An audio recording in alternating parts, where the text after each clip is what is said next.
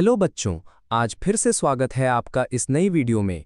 पिछले हिस्से में हमने लाइफ प्रोसेस को समझने के दौरान कुछ पॉइंट को मिस कर दिया था, तो सोचा इसे छोड़ने के बजाय क्यों ना इसे भी एक छोटी सी वीडियो में ही समझ लें।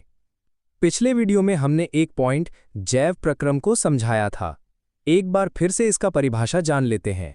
ओके, वे सारी क्रियाएं जिनके द्वारा जीवों का अनुरक्षण यानी मेंटेनेंस होता है, जैव प्रक्रम कहलाती हैं। जिस तरह हमने पहले हिस्से में जाना था कि न्यूट्रिशन यानी पोषण हमारे लाइफ प्रोसेस का एक हिस्सा है, उसी तरह हमारे जीवन में और भी बहुत सारे जैविक क्रियाएं चल रही हैं। भोजन के अंदर होते हैं जटिल पदार्थ, जिन्हें शरीर को पहले तोड़ना पड़ता है। ये टूटने का काम होता है कई चरणों में, जहां अणुओं के बीच ऑक्सीडेशन और रिडक्शन होता है, और इसी प्रक्रिया को हम कहते हैं श्वसन यानी रेस्पिरेशन। इसमें अक्सर ऑक्सीजन का उपयोग होता है और बदले में हमें मिलती है ऊर्जा। यही ऊर्जा हमारी सभी शारीरिक गतिविधियों के लिए जरूरी है। अब देखिए बच्चों, एक कोशिकीय जीव जैसे अमीबा को भोजन ग्रहण करने, गैसों के आदान प्रदान और अपशिष्ट को बाहर निकालने के लिए किसी अलग अन्न की जरूरत नहीं होती, क्योंकि उनका पूरा शरीर ही पर्यावरण के संपर्क में होता है। लेकिन जब हम बात करते हैं बहुपोषकीय और जटिल जीवों की, जैसे इंसान या जानवर, तो उनकी हर कोशिका सीधे बाहर के वातावरण से नहीं जुड़ी होती। इसलिए उनमें इन सब चीज़ों के लिए विशेष अंग तंत्र यानी ऑर्गन सिस्टम्स की ज़रूरत होती है।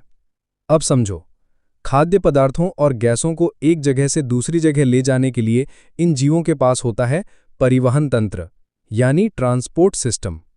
और जब शरीर के अंदर बहुत सी क्रियाओं से हानिकारक अपशिष्ट पदार्थ बनते हैं, तो उन्हें शरीर से निकालने के लिए होती है उत्सर्जन क्रिया यानी एक्सक्रीशन।